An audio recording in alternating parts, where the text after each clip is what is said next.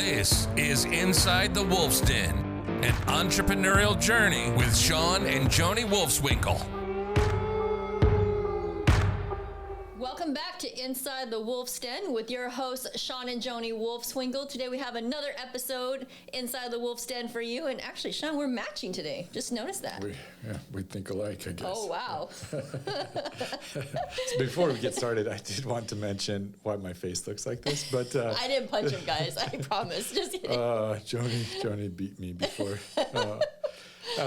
In all seriousness. Yeah, no. Just in case you're watching on YouTube, I had some surgeries last week, and everything's going well, and I hopefully will be able to breathe here very shortly. Yes, so, but, you can breathe. Yeah. Breathe and Almost. stop snoring. So, but no, I just had, I just wanted to look pretty, and so I got some things repaired in my nose. But what are we talking about today? Today we're actually going to be talking about natural disasters and how to prep for them. As you know, we just had a huge storm that came through Houston, tornado through Cypress area where we live, right? Yeah. And I mean, it seems like we've gone through a lot of these in our career, and so I think it's important to try to prep for this. So I think that it's a top of mind, and for whatever reason, every time we go through one of these, we're like, man, like, we did pretty good this time around, right? Yeah, I think we get better each time. We get better for sure, but I think it's something unique about living in Houston. Number one is we seem to have a lot of crazy storms and natural disasters, but one thing that always I guess I'm proud about our city is they seem to weather these storms really, really well. Compared to anywhere in the country. Like nobody I mean, you hear a little bit of complaint. You get some complaints, but for the most part, people just they'll go with a generator for like 7 days. And it's like camping out. Yeah, it's like nothing. And I'm like, embracing wow. it. Yeah, and we're ready to leave the city, and other people are like, no, we're just going to get a generator, hook it up, and it just seems like, or just no big deal. Get the candles out, right? Yeah. And you just old school. So we were very fortunate. We only went, couple days without power, which still it's awful. And luckily it was cool those first couple days, and then got really hot. But and it's unfortunate there was a lot of people that were without power for an extended period, like a whole week. And still to this day, I think we still have some that are without power in our neighborhood. I know there is a few areas that the lights are still out. So So if you don't know, we're along the Gulf. We have some crazy storms in Houston.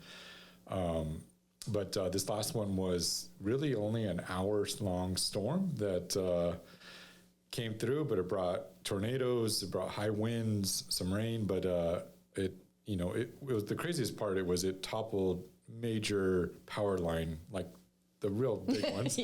They just collapsed and fell, and then over 1 million people were without power for an extended period of time, and I think even down to like a week, there was still like 123,000 people without power. So just put that in perspective, that's more than a lot of cities, or towns. So there was a lot of people and businesses. And I was even watching the news last night about all the businesses that went a whole week, without power. And we just thought, this is probably something to talk about and probably discuss. Just yes, it rarely happens, but you should be prepared for when events like this. And we're not the only ones. I know, like, there's earthquakes in California, there's mudslides, there's hurricanes all along, the Gulf Coast, Florida, up all the way up into New York and New Jersey area. The hurricanes they've had to deal with in North Carolina, South Carolina, down there. So there's a lot of people that have had to deal with it, and so we're not immune to this. And some people up in the Northeast, some extreme cold, right? That can alter your business operations and how you operate on a day-to-day. So absolutely. We just want to get in that and kind of the lessons that we've learned along the way as far as mitigating this. And like Joni said, it's gotten easier and easier, even though we were without power, without cell phones. How did we operate at a business? And we're also going to talk to on a personal level, so in case you don't have a business, you just need to prepare personally as well. Yeah, so, absolutely. Yeah. So let's get into it. So the first thing is just understanding the risk. What can a natural disaster or a COVID event, anything that can alter your business. Right. And I think to take it one step back too, I think it's important to really understand, okay, what the difference is between an emergency and a natural disaster is, right? Like, I think, like, so explain it. Well, what you're getting at. Like an emergency, yeah, there might be, a fire at a location. That's an emergency, right? Yeah. Where a natural disaster is something big that happens that can alter your business or your personal. I got you saying. Yeah. So, I mean, this would be something that, so give you perspective, we had 1 million people without power, including our business. So our business didn't have power. All of our employees didn't have power. So schools are shut down. Everything's shut down. So nobody can come into work is the big thing. You had no cell phone service because it was not, you had no internet. So, because there was no Wi-Fi, so you cannot, so just put that in perspective. You can't get on your computer. You can't communicate with anyone, Yeah, you can walk down to your neighbor and talk to your neighbor, but if you manage, what are we at, 1,500, 1,600 homes just in Houston, Yeah, what put that in perspective? So, like, yes, we're talking about something larger. Major. Yeah, not just a fire at one of our apartments or something like that. So it's something larger. Is that what you mean? Yeah, absolutely. And same thing, so the city was really shooken up. And it happened so fast, so quickly. It was the crazy part too is, you got a couple, the news said, hey, we're going to have some hail, some possible lightning, and maybe some high winds. And then all of a sudden the tornado watches started coming in, but you hear those all the time. Well, and then I want to take that back too, because I think a lot of times we listen to the news and we're like, it's never going to happen, right? Like, how many times is the news people wrong and they're just, telling a story because they have to say something, right? Right. But don't be naive about it. And that's what I've learned too, being in business, is that I never used to like to watch the news because it always paints a bad picture, but don't be naive. Like, you have to be prepared for these situations, because you have to be able to plan ahead of time, and then you also have to be willing and able to communicate to your people and your organization and your clients ahead of time in the event that it does happen. Correct. Yeah, absolutely. And so, and talk a little bit about, let's take it also one step further about, just because a lot of people that listen maybe don't have a business, or they work for a company. But what about being prepared personally as well? Let's just talk about that real quick. And before we get into all the business stuff. Yeah, I mean, I think that personal wise, obviously if you have a family, you have children, right? And like you have to make sure that your family's taken care of before, that major disaster. So making sure, I always laugh at the people that go and raid the stores and make sure that they raided the stores again. And the gas, I literally, so I was picking up Mila I was taking her to practice, and Shawn's texting me, he's like, do not leave that area until like the storm is already come through. And so I'm thinking, all right, like I have zero gas at this point. And Shawn's like, that is bad planning on your side. I'm like, yeah, you're right. That was not very good planning on my side, because they were without gas everywhere. So, I mean, yes, number one is like for Houston, obviously generators are a big deal. I keep saying I'm going to buy one every time I go. And we never do. We never do. But we've been fortunate in the majority of them to not lose power for really long periods of times. So personally, just us, what we do is normally we already went into this with the assumption that we were probably, if we didn't gain power after 2 days, we were going to leave. Right. And we were going to go stay somewhere else. Because it was more isolated just to Houston. Dallas, Austin, San Antonio, they all had power. So we were going to go somewhere out in the state and just stay there until we got power. But so that was our preparedness. But like you said, making sure you have gas, you make sure you have food, make sure you have the necessities. Because what if you couldn't get out of Houston, right? Which there's been times that in a hurricane situation where we haven't been able to actually leave the city. Correct. Yeah. So because of flooding and the streets are flooded. Right. So what are you going to do in those scenarios? What is your plan, or plan A and then plan B, for how you and your family are going to be protected during that time? Something that I thought about too was, luckily this happened after school. So our kids were already home from school. The school's normally pretty good about that, but I wonder if they were at school, what will we do? Something else I thought about is like, if you have college age kids and something like this happens, what's your plan for how, because majority of the time you cannot communicate. So like how, what would be the protocol for you and your family if you can't get a hold of each other? Do you wait and do you get what I'm saying? Yeah, I think it's, think about like we have a disaster plan and a disaster manual for your business. Like we have a manual, if there's in case of a disaster, this is what you do first, this is what you do second, and who this is, how you communicate, all these things, right? Same thing. Why not have a disaster manual for your family in the event that something happens, right? You follow these steps. Correct. And yeah, absolutely. And it sounds, you're probably thinking this is overkill, but like wait till you go through one and then you're like, man, that would have been nice to have a plan. And you will, once you go through one, you will have a plan. Because I remember when our very first hurricane was Hurricane Ike. Right. We were in Mexico. We were in Mexico, and we had, it was all new to us and scary because we had never been through that, where trees are falling all over the place, all over our rental properties, and we're like, man, like good thing we had insurance, right? But yeah, once you go through that, you learn. Yeah, I don't know if I learned because the last Hurricane Harvey. Well, some people it takes 7 times. Joni was out of town. I was stuck at home with the kids and didn't go buy any groceries, didn't raid the grocery store, didn't do anything. And we went out to dinner. But Sean's high priority on his list was to get chocolate cake for our 4-year-old at the time. And then it ended up being an extended period of time too, where everything was closed, and and then we ended up, in that case, we left town. Right. Because we weren't prepared, so we had to leave. But in all seriousness, I think that, yes, you should have a manual of some sort in the event and that a natural disaster comes in, that your family, whether it's in town or if they're, college-age kids, that they can follow as well. Correct. One couple of things I wanted to highlight too personally, and this also is going to go for business, but you need to make sure that you're properly insured. 100%. So if you live in Houston or state of Texas, yes, it's expensive insurance, and it's gone up 40-50% over the last couple of years, but you need to be properly insured. So if you're in a high risk for flood areas, you probably should carry flood insurance. Even if you aren't, you can always carry it, and it's pretty cost effective. But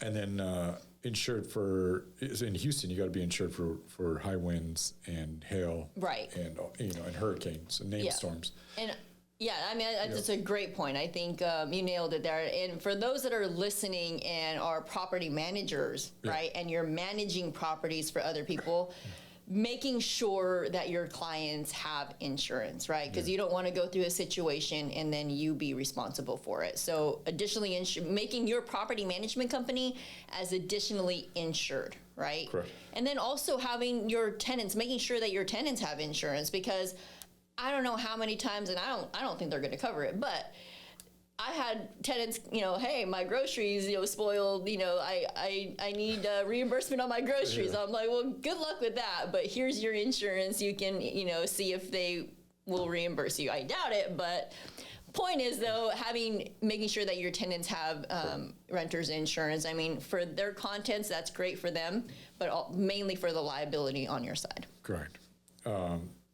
The other thing that I wanted to mention was having an emergency fund. So just money savings set aside, because that's a good one. So if there was millions of families that didn't go to work last week, and so we were fortunate. We were only down a day, and then our office got power over the weekend, and so they were able to come back in. Some of the people came back in and they didn't have power at their personal residence, but we were able to work. So it's, if you're an hourly employee or stuff like that, 100%. that could be a big impact on your family. On your family, right? And so if you live week to week, or and paycheck to paycheck, that could be really. Everything was shut down, right? Because they didn't have power. So because trust me, we went looking for food. So we landed up at a Chick-fil-A. And we waited an hour at Chick-fil-A. I was like, man, they're going to run out of food really quick. It was. So imagine if all these places without and some of the grocery stores and everybody in our Houston area, they're getting smarter. They're getting generators. They're running. Man, H-E-B kills it. Like, that place was a zoo. Yeah. I tried to get in there, and oh my gosh, well, if you can stay open, they are prepared. You can make some money during that time. But that's maybe that's a business positive to us. See if you can stay open is figure out a way to be open. You can usually do pretty well. But let's talk about business now and get into that. So that's some of the family stuff. Again, this is going to roll over. Of course, having a properly insurance for your business, an emergency fund. Right. We paid everybody that even though they didn't come to work on Friday, we still paid everybody. And it's an investment to your company, but that's what you have to plan for. Correct. Right? So we just felt it was the right thing to do. Right. And it's and they're in a time of need, and some businesses do that and some don't. But are you able to do that to help? In an emergency situation, you gain some credibility with your staff. That, you have their back. Yeah. So, but your business, and let's talk about that. So several years ago, we weren't always like this, but several years ago, after going through before the ice freeze, it was it was probably a hurricane, the flooding. We had like 3 floodings in a row, I think, right? Correct. Like back to back. Yeah. The Memorial Day flood, we had Tax Day flood, and then the main hurricane that came through. So we set up a emergency preparedness. What do you call it? Manual. And so it just outlined what, as a business, what is our protocol. And so then there's no questions like, this is how we operate. It outlines the key players, who's going to be responsible for making those calls, who can you reach out to in the company in case there's emergencies. And so it just outlines the steps on what to do, how to handle it. Being in property management, we manage a lot of people's homes and residents, so we get obviously a lot of calls, so managing that. And then, I think you got to have some kind of management plan and how are you going to operate during those circumstances, right? Absolutely, 100%. And if you need help or you need a guidance, we can always send you a copy of ours. We'd happy to do that. Just email info@insidethewolfsden.com and we'll send that to you. The other thing was remote team members. Yeah. Right? And let's just talk about that. Yeah, no, I think they are obviously they're a huge part of our organization. And this started all when we actually had, I think it was Hurricane Harvey that came through, is when we were really, really starting to put remote team members in our business, right? Yeah. And again, when our staff couldn't get to certain properties, like, we couldn't get to the office and we couldn't communicate with anybody, our remote team members were the ones on the front lines handling things, right? And it's proven almost every disaster, even the freeze. So the freeze, that was one that we had ever been through. Nobody had. And property management companies in our area were scrambling on, man, like, what do we do? Like, how can we handle this type of work? Because our business had close to 350, 400 busted pipes in and around Houston of some sort, right? And we couldn't get to any of them and we couldn't communicate. So our remote team members were the ones that were communicating and scheduling and, keeping the tenants calm, keeping the owners calm, because they're the only ones that could communicate to our owners. Because again, power was out, phone lines, all of that were out, right? Correct. And so, and the point is that we didn't skip a beat during that time. Yeah. In fact, we probably made more money during that time because we didn't skip a beat. Like, we didn't officially close. Everything was still going on, right? And so they are a huge part of our organization. And times like this with disasters, I don't honestly know how we would do it without. Correct. Right? And that's what happened. Like that Friday, we couldn't operate because there was nobody had power. Our business didn't have power. We couldn't communicate. The phone lines were awful. You couldn't even get really data on your phone. And so, but we technically were open because our remote team members answered the phone. So they're based out of Mexico, closed. the Philippines. If you could call, or especially the owners, that was the big thing. Is like, so we made national news again. So you're having all these owners that are all over the country, and even some all over the world, and they're seeing the news that, hey, Houston just had a tornadoes, and so they're like, crap, my investment, my house, my apartment complex, what happened with it? And so they're calling us, freaking out, and sending emails. Number one, we were proactive. Number one, we did send a video. Right, and I think that's key right there, because if you're listening to this, like, can you truly be prepared for before this actually happens? And yes, you can. Yeah. Like, even if it doesn't happen, you can send a quick bomb video to say, hey, you know, this is what's going on. We're, you know, gearing up to have a storm, whatever it is. And just know that we have our boots on the ground and people that are working on the back end to make sure that your property is safe. Correct. Right? They just want to hear the communication that things are fine, right? Yeah. And then after the event, same thing. Yeah. I think you would minimize so many calls into your organization and your company if you just communicated. Correct. And so we do videos, and that should be in your emergency plan. So who's going to produce the videos? What's the frequency of those videos or messages? Or it could just be an email. It just seems like people like to see a video because they like to hear, they like to see the person. It makes them just feel a little bit more warm and fuzzy. Yeah. And so we are very, even if they have, some of these owners had some major damage, and you know, trees, even though we had, I don't know how many fences fell down because of the high winds. Yep. And that's expensive. And so, but at least we're communicating that, hey, you know, we're assessing the damage. We'll have quotes to you shortly, and we're being proactive on that. But going back to what I was talking about, our team members, remote team members, really just carried the weight, and they step it up. Yeah, and they just answer those phone calls, answer those emails, respond. So it's like we're open, even though we're not, even though we can't even. The people here in the U.S. can't even operate. It's huge when somebody in your organization can keep your residents and your customers calm during that time. That's what you want, right? Yeah. And the last thing I'll say on the business is probably just every once in a while, especially maybe if you know a storm's coming or you know you're going into hurricane season, just probably go through have one of your meetings with your company and just probably go through it so people know what's the protocol, where did they find the manual, and what's the steps in case something happens. Absolutely. So, one thing that we didn't mention too, because I know a lot of our listeners also, manage property, and we talked a lot about internal, making sure that you're prepared internally with your manual, your disaster manual. But I also think it's important that you also, communicate with your residents and have a manual for them on what they should do. Or just a section in your manual. Right. Yeah. So that they know and understand how they need to be prepared. And sometimes we actually have to prepare for them. Correct. Right. And that's, so usually we always have two pieces of communication go out. One to the owner saying, hey, we're assessing the damage, we're assessing your property, especially if they got a vacant property. We're assessing all the vacants. That's one thing we always do is every time we have a storm, all hands on deck, we all go to because normally the tenants, if they're living in a home, are going to report the damage. Right. If it's vacant, there's nobody there to report it. So that's why we got to get our eyes in here, because we've had trees fall on houses, we've had flooding in homes. You name it, we've had it.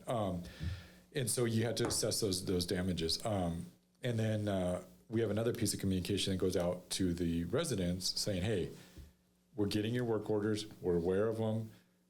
Many of you still don't have power. We understand that. We understand that. We understand, you got to keep on form with the energy company to find out the status on that. We can't control that, but we understand when we're assessing work orders as quickly, just acknowledging that, hey, we got your work orders. We're assessing them as soon as we can. Yeah, absolutely. Because they'll keep calling if you don't.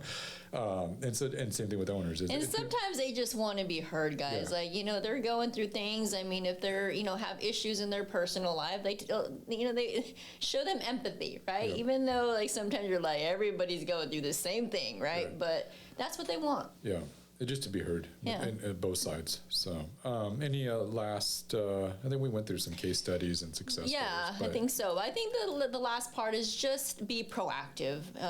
Don't be reactive to these sorts of things, because you create a disaster within itself if you are reactive to things rather than staying proactive. That's absolutely, So if you're proactive on it, you know the steps. And like Joni said, it gets easier and easier every time you have one of these. I mean, you don't want them, but it gets easier and easier. No, and I think as you go through these, there's certain things that we learn from each storm and each disaster. So we take that portion and add it to our manual. So just make sure that wherever you store your manual, like make sure that you can quickly add and remove things maybe that don't, are no longer part of that, or you need to add some new verbiage to the manual or new people. Like you have to constantly be updating it. Yeah. And we can all agree that it just seems like this storms are happening more frequently. Yes. Things are getting worse. It is. And wild. And so like I just living in Houston since 2005, I can't believe all the storms we've been through. And everyone's different. Unique and weird and different. Sometimes it's rain, sometimes it's wind, sometimes it's both. Sometimes it's freezing, and then we're not used to that. And so just wild things that happen. And so, just be prepared and be proactive, because like Joni said, that was a good point, is that the more proactive you are with it, the more prepared you are, the easier these things get. And then have some contingencies, like we said with the remote team members. Who's going to run things if you can't operate fully? Who's going to answer your phones? Who's going to answer your emails? And be prepared to be able to operate remotely, I think is another. Yeah, and I think COVID taught us they showed us that we can truly do that and really not skip a beat, right? Correct. And so be prepared, because you never know when it's going to happen. It's not a matter of if, it's when. Yeah. So, but we don't wish that upon any of you. But and we hope you don't have to go through anything major. We have another office in Albuquerque, and they rarely, I don't think, ever have anything. It just seems like we're always reporting from Houston. It gets cold a little bit, maybe, but nothing really, right? No. Do they? Tumbleweeds. Dirt storms. I don't know. Storms. Tumbleweed storms. I don't know. But really, truly, it's so some places are more neutral than others, but. But just be prepared, and we do the same thing for Albuquerque as we do for Houston, even though they don't have as frequently. But tell you what, if they did have one, they would be prepared, because we were proactive and we have that manual. Correct. So I hope this helps everybody. I hope be prepared and be alert. We're headed into hurricane season. We know a lot of places in the U.S. are going to be affected this year, and so be prepared and have your business be prepared so that you're not struggling, it doesn't hurt you, or you can minimize the pain and the issues you have to go through going through one of these events. So 100%. Well, if you got any benefit out of that, please share it, like it. We depend on your ratings and reviews, and otherwise, we'll see you all next week. See you, everyone. You've been listening to Inside the Wolf's Den, an entrepreneurial journey with Shawn and Joni Wolfswinkel. Tons of entrepreneurial podcasts are out there, talking. But Joni and Shawn are living it every single day. Their portfolio now includes many franchises and medium-sized businesses. We talk about the trials and motivators of successfully running a business. Join us again soon for another podcast. But until then, reach out on the website at InsideTheWolfsDen.com, on Facebook at Inside the Wolf's Den, on Instagram at Inside the Wolf Den. We'll see you again soon. This is Inside the Wolf's Den. We'll see you next time.